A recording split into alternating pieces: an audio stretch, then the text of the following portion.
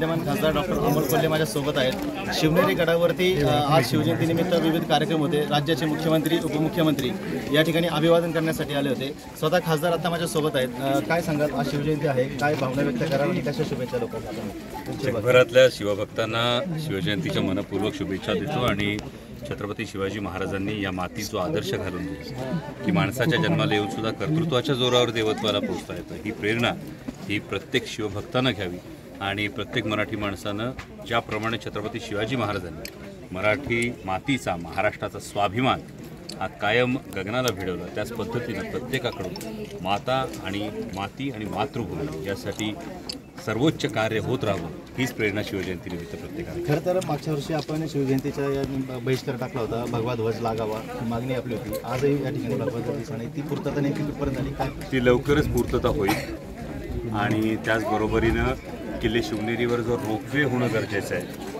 त्या संदर्भात सुद्धा माननीय नितीन गडकरी साहेब आणि महाराष्ट्र सरकार यांचा MOU साईन झालेला आहे, त्यामुळे तो रोपवे सुद्धा लवकरच होईल आणि जी भगव्या ध्वजाची मागणी आहे ती लवकरच पूर्ण होईल असं मी शकतो।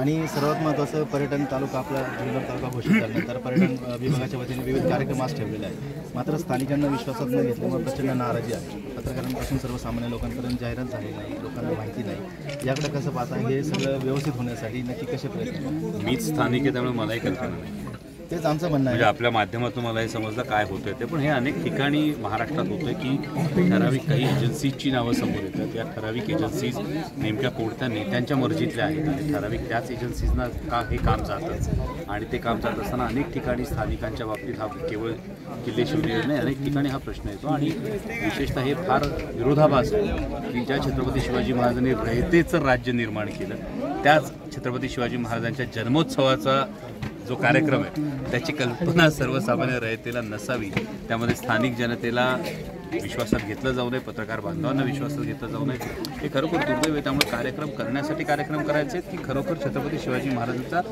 निरक्षीर विवेक बुद्धीनं इतिहास पोहोचवण्यासाठी आपल्याला हे सोहळे करायचे आहेत, हा प्रत्येकाने अंतर्मुख होऊन विचार करणं गरजेचं आहे। धन्यवाद। तर हे होते शिरूर लोकसभा मतदारसंघाचे खासदार डॉक्टर अमोल कोल्हे, त्यांनी त्यांच्या भावना आपल्या आवाशी बोलताना व्यक्त केल्या।